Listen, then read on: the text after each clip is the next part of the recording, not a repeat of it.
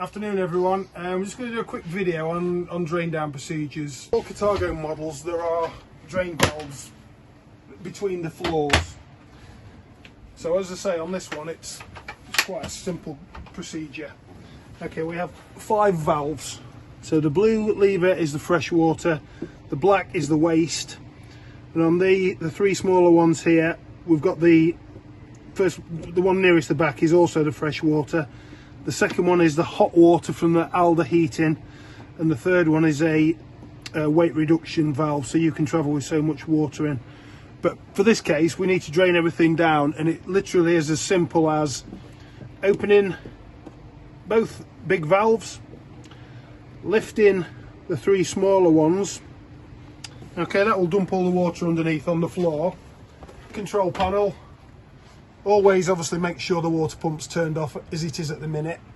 And then we go, the important thing really is to open the taps. If we don't open the taps, there'll be a vacuum, and you'll drain the heater and the tanks and everything, but you won't drain the water out of the taps and the pipe work.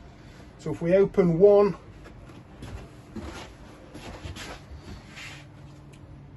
2 in the shower, and on this case in the vanity here, 3 taps. Also the important one on the Cartago is there's often one in the garage, which sometimes you forget, so again that needs to be left open. Okay, it's also good practice on a shower. What I always try and do is just unscrew the shower head and lay it, a little bit of water in there as you can see, lay it in the bottom of the shower. Obviously then it won't collect in the pipe. If you've opened the garage tap, when you fill it back up, always make sure you close that, because that's the one you may forget, and this is from experience. Before you put the pump on, make sure that valve's turned off, because if you don't, you'll go in your garage and it'll be full of water. Okay? Okay? Okay, what some people may tend to do, and it's not always practical to do it, but on the water pump, a lot of the vehicles have a filter on the inlet side.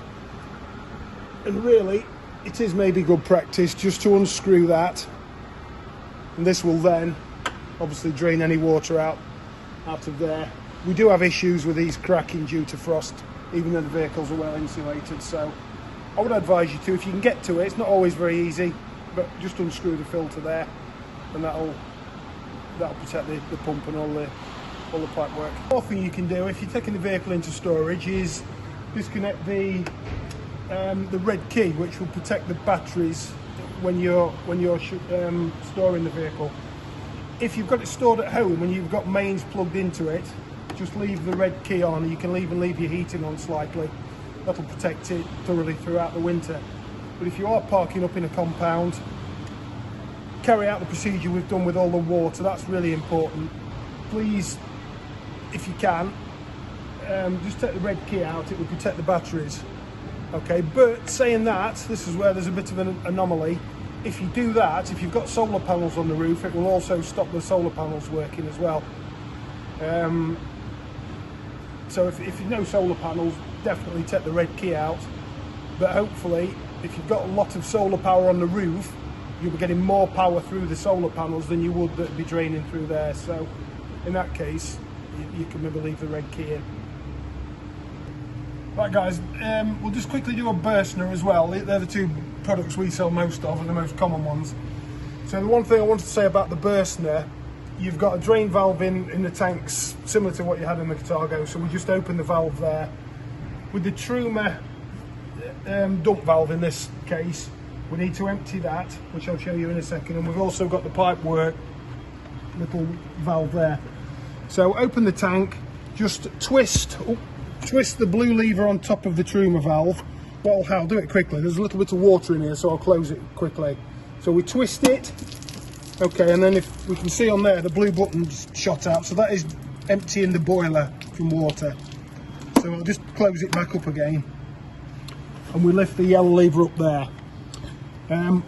What you may find, if you've had it in storage or overnight, if you've got no heating on, the dump valve will open itself because it's cold basically, and you need 6 degrees it says here, so when it's less than 6 degrees this will open and dump all the water to protect the boiler. What you may find, you'll come to it and think, oh, I've got no water, So you will come and turn the valve across the top as it is now, but you'll push the button in and it won't stop in. It's because it's too cold. If that happens, what you need to do is turn the heating on in the vehicle. So either put the gas on, or if you've got mains plugged in, even though there's no water, you'll be okay. Just turn the heating up fairly high. Once this temperature in this cabinet gets to above 6 degrees, you'll be able to push the button in and it'll stop in. Okay, that's the thing we sometimes have problems with. You can't get the valve to stay in, but if you put the heating on, it'll quickly warm up and then it'll stop in for you.